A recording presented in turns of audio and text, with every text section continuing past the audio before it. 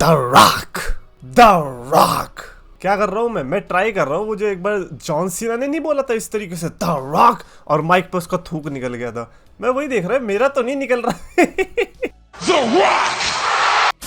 So guys, so much champions of the world, मैं हूँ 3DX Chetan. I was not expecting that कि the rock आज भी देखने को मिलेगा यार। द रॉक ने तो भाई सब चांद सितारे लगा रखे। क्या हो गया द रॉक भाई, हैं हम पे इतने कैसे मेहरबान हो रहे हो। मे भी हो सकता है कि स्मैकडाउन का पूरा कार्ड द रॉक ने देख लिया होगा एंड ही वाज लाइक यार ऑडियंस तो बढ़िया है, अब इस ऑडियंस को ऐसा कार्ड मिलेगा तो फिर कुछ तो कंपनसेट करना चाहिए।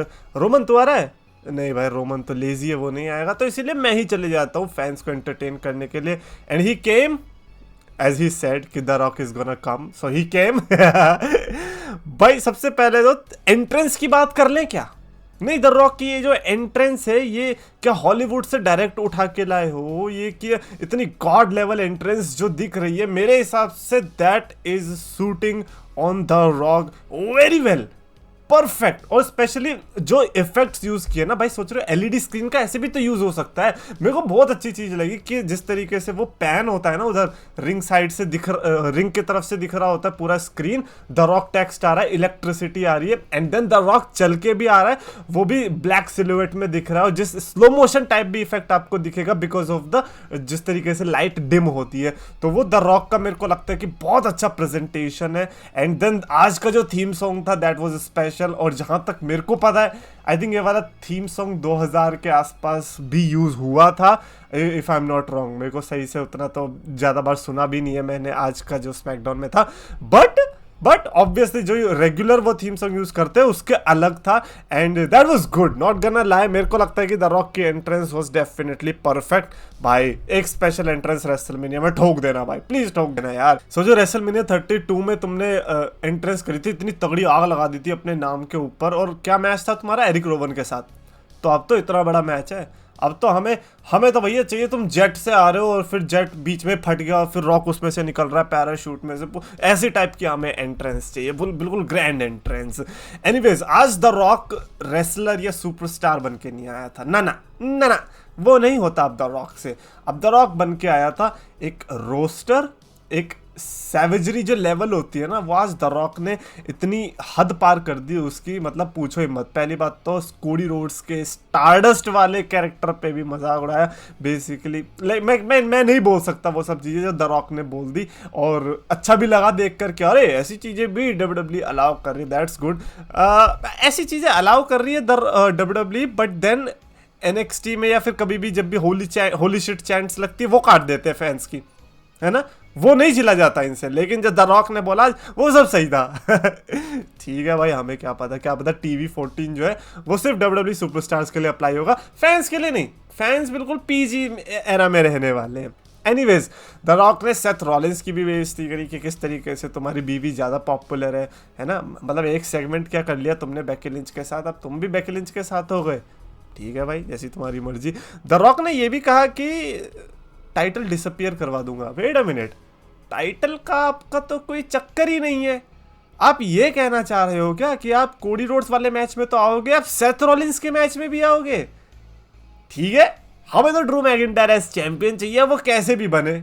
अब आप आओ उसमें बीच में या फिर डेमियन प्रीस्ट आए, हमें चाहिए ड्रू मैकिंटायर एज चैंपियन। हाँ, अगर डेमियन प्रीस्ट कैश इन कर रहा है तब भी ड्रू मैकिंटायर चाहिए। ढीठ है भाई, हम हैं ढीठ, हम क्या करें, हमें कैश इन फेल और सक्सेसफुल अब कुछ नहीं, अब ड्रू मैकिंटायर ये जो भी है। डेमियन प्रीस्ट ने बहुत टाइम लगा दिया, अब हमारा जो सब्र का बांध है ना जो वो ऊपर उठ चुका है। एनीवेज द रॉक ने आज अपना कॉन्सर्ट भी लाए, ऑब्वियसली कॉन्सर्ट के दौरान ही ये सब बेइज्जती कर रहे थे। कॉन्सर्ट में जो गाना गाया मेरे हिसाब से बहुत अच्छा था। भाई मेरे को एक चीज़ बढ़िया लग रही है कि द रॉक जिस तरीके से इन्वॉल्व हो रहा है इस स्टोरी के अंदर, अपने आप को जिस तरीके से फाइनल बॉस बताया उसने, वो लग रहा है हमें कि सेथ रॉलिंस और कोडी रोड्स के लिए, बट वो बंदा फाइनल बॉस अपने आप को रेफर कर रहा है रोमन रेंस के लिए कि चाचा देख ले फाइनल बॉस यही है। और मैं ऑब्वियसली अल्टीमेटली जो बिग राइवलरी होगी वो Roman Reigns versus the Rock की होगी। कोडी रोड्स, सेथ रॉलिंस ये तो सब छोटे छोटे प्यादे हैं। ये जो Roman Reigns versus the rock जिस दिन अनाउंस होगा ना, वो वाला लेवल होगा जो जॉन सीना और रॉक वर्सेस होगन, ये वाला जो लेवल था ये टच करके जाएगा। उसके लिए वेट है और उसके लिए ही ऐसी चीजें छोटी छोटी चीजें करके बिल्ड होगा। इतनी जल्दी तो वो कर भी नहीं सकते थे। मेरे को लगता है कि जो WWE का डिसीजन था Roman Reigns versus the rock ना करने का। अब पता नहीं वो फैंस की वजह से हुआ या किस वजह से हुआ, बहुत अच्छा हुआ कि वो नहीं हुआ, बिकॉज उसके लिए 1 साल तो हमें चाहिए, और स्पेशली कंसीडरिंग कि कितने शेड्यूल में रोमन रेंस आता है, 1 साल तो उसके लिए तो नॉर्मल 4 हफ्ते के बराबर ही है।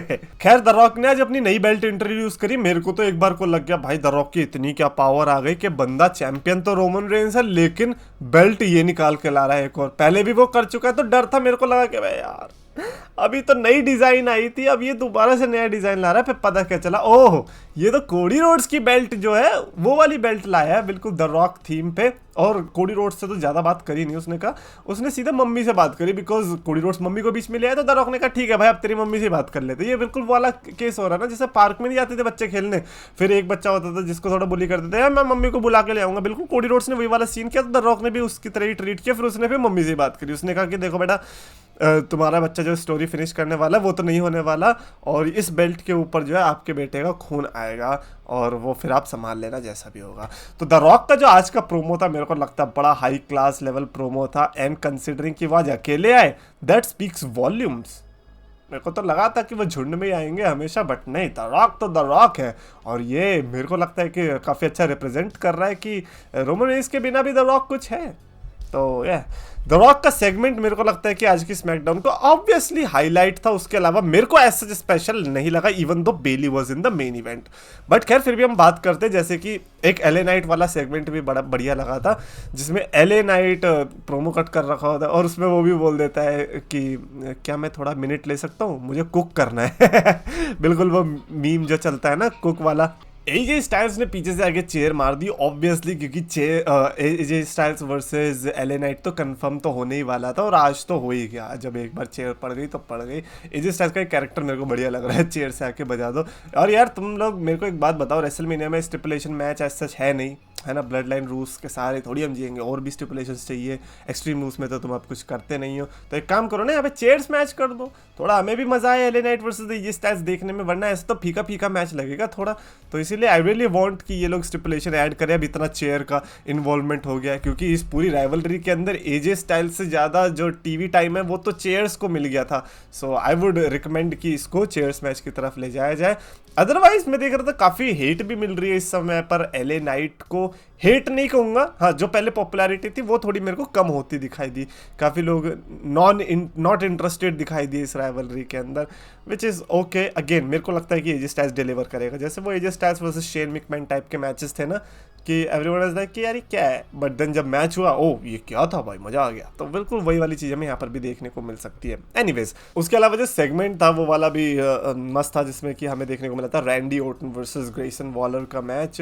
खैर मैच का तो ज़्यादा इंपॉर्टेंस था नहीं, क्योंकि उसके बाद जो वो इंपॉर्टेंट था जब थ्योरी ने आके बजाना शुरू कर दिया, और लोगन पॉल भी आ गया कि चलो यार 2-on-1 की सिचुएशन करते हैं। जो 2-on-1 से तो आपको पता ही आजकल तो रजत दलाल वाला केस चल रहा है भाई, I am really following that situation, क्योंकि मजा यार हमने कह रही है तो डब्ल्यूडब्ल्यूई भी नहीं कर पाती इतना तो जितना ये लोग कर रहे हैं। एनीवेज तो 2-on-1 की situation, but then Kevin Owens जब आया बचाने, हम लाइक यार ये केविन ओवेंस आ तो रहा है, तो क्या ये भी मैच में घुस जाएगा क्या। बेस्ट पार्ट मेरे को लगा जब केविन ओवेंस ने स्टनर मारा ऑस्टिन थ्योरी को, और ऑस्टिन थ्योरी को स्टनर पड़ी एंड आरकेओ पड़ी रैंडी ऑर्टन को। I would love to know Randy Orton का ओपिनियन ऑन दिस, क्या वो रैंडी ऑर्टन की टॉप आरकेओज में से आएगा या नहीं, बिकॉज देखो सेलिंग पार्ट में ऑब्वियसली थोड़ा जर्क आया था जब ऑस्टिन थ्योरी ने थोड़ा रुक के जंप ली, जो कि फिजिकली मेरे को लगता है कि शायद एक ही फ्लो में पॉसिबल नहीं भी था, और हो भी सकता था, आई डोंट नो मैन, मैंने कभी ट्राई नहीं किया है, बट जैसा भी था दिखने में बड़ा ऑसम लग रहा था जिस तरीके से स्टनर पड़ा एंड देन आरकेओ पड़ा। Only Austin theory can do that, इस समय पर कोई इस टाइप की सेलिंग कर ही नहीं रहा है। और Randy Orton and Kevin Owens फिर वहाँ पे खड़े रहे, तो फिर लोगन पॉल जब जा रहा था तो निक ऑल्डिस आता है, उसने मैच अनाउंस कर दिया between Kevin Owens and Logan Paul and Randy Orton in a triple threat match, which is very good, because considering Kevin Owens किस तरीके से हारा था, रैंडी ऑर्टन किस तरीके से हारा था because of Logan Paul at Elimination Chamber, तो इनका लोगन पॉल से रिश्ता तो है। अब वो रिश्ता आगे कैसे बढ़ेगा रेसलमेनिया में जाके। तो ट्रिपल थ्रेट मेरे को लगता है ठीक है, but again I was really hoping for कि किस तरीके से लैडर मैच कैसे भी करके अनाउंस हो, लेकिन वो उन्होंने करा नहीं इंटरकॉन्टिनेंटल और यूएस टाइटल के लिए। अब आईसी टाइटल के लिए नहीं हो रहा था तो एटलीस्ट यूएस टाइटल के लिए कर देते, तो वो भी नहीं हुआ, तो थोड़ा सैडनेस तो है। बट इन्होंने वो सैडनेस जो है थोड़ा 6 पैक लैडर मैच जो कि टैग टीम चैंपियनशिप के लिए होगा उसमें डाल के थोड़ा सैडनेस हटाई है। बट 6 पैक लैडर मैच, इसका मतलब समझ रहे हो 6 टीमें होंगी, यानी कि टोटल 12 बंदे होंगे, 12 बंदे होंगे। ओ भाई ये तो मनी इन द बैंक से भी बड़ा हो गया यार। ये तो मज़ा आने वाला है इसमें भी। बस सुपरस्टार्स अच्छे अच्छे हो जाए तो ज़्यादा मज़ा आएगा। जैसे कि आज टाइलर बेट और पीट डन क्वालिफाई हुए हैं इस मैच के लिए, मतलब अभी डायरेक्ट क्वालिफाई नहीं हुआ है, आई थिंक अभी 1-2 मैच और बच रहे हैं उनके। खैर उसके अलावा ला फैमिलिया, भाई बेचारा रे मिस्टीरियो लास्ट ईयर भी फैमिली, क्योंकि डोमिनिक मिस्टीरियो से लड़ रहा था रेसलमेनिया में, इस बार भी फैमिली आ गई। इस बार ला फैमिलिया है, इस बार संतोष एस्कोबार को चैलेंज किया है। इसको आप किक ऑफ में भी रख दोगे तो कोई प्रॉब्लम नहीं होगी। अब ब्रो ऑनेस्टली टेल मी, कौन इंटरेस्टेड है इस समय पर रे मिस्टीरियो वर्सेस संतोष एस्कोबार के लिए? हो सकता है कोई मैक्सिकन होगा, वो हो सकता है, बट लाइक मेरे को तो चलो ये कंट्री वाइज वाला फैक्टर भी हटा दो, मेरे को एज सच उसमें कोई इंटरेस्ट आ ही नहीं रहा यार। उससे ज़्यादा तो मैं जेन्युइनली बता रहा हूँ कैरन क्रॉस बॉबी लैशली इस वाली स्टोरी लाइन में ज़्यादा इंटरेस्टेड हूँ। एनीवेज जिमी ऊसो ने चैलेंज एक्सेप्ट किया, जी ऊसो का, जो कि उन्होंने चैलेंज फेंका था जिमी ऊसो के लिए, वो एक्सेप्ट हो चुका है। Brother versus brother is there, Jimmy versus Jey होने वाला है। आई एम स्टिल सैड कि मेरे को जे ऊसो की तरफ से ऐसा नहीं सुनने को मिला कि जिमी जिमी जिमी आजा आजा आजा। वो ज़्यादा बेटर होता इस तरीके से चैलेंज होता। तो एनीवेज मेन इवेंट जो था वो आया बेली वर्सेस डकोटा का, क्योंकि धोखा दिया था बेली को।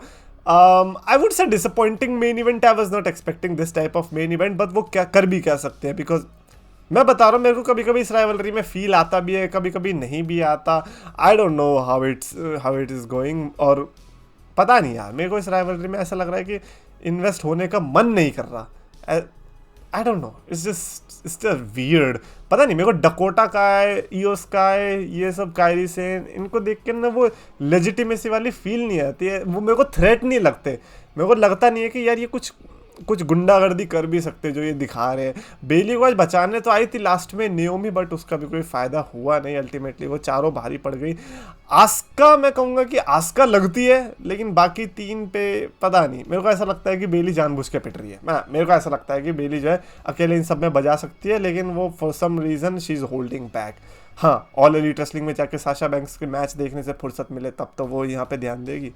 एनीवेज मेरे को मेन इवेंट से ही मैं कह रहा हूँ मेरे को पसंद नहीं आया। एनीवेज कमेंट्स में अपने थॉट्स लिखकर बताना रिगार्डिंग दिस कि क्या आपके साथ भी सेम सिनेरियो है, क्या आपके अंदर भी ऐसा लगता है कि नहीं यार वुमेंस चैंपियनशिप मैच है, इंटरेस्ट ले यार, क्योंकि मेरे को वो वाली फील आ रही है। मेरे को जेन्युइनली कोई इंटरेस्ट नहीं आ रहा, ऐसा लग रहा है कि नहीं यार होगा कुछ तो अच्छा होगा। कमेंट्स में लिखना, और अगर आपको वीडियो पसंद आए तो प्लीज लाइक करो, शेयर करो, चैनल को सब्सक्राइब करो। ट्राइबल चीफ मेरी जान, वीडियोस अच्छी लगे तो सब्सक्राइब करके मान।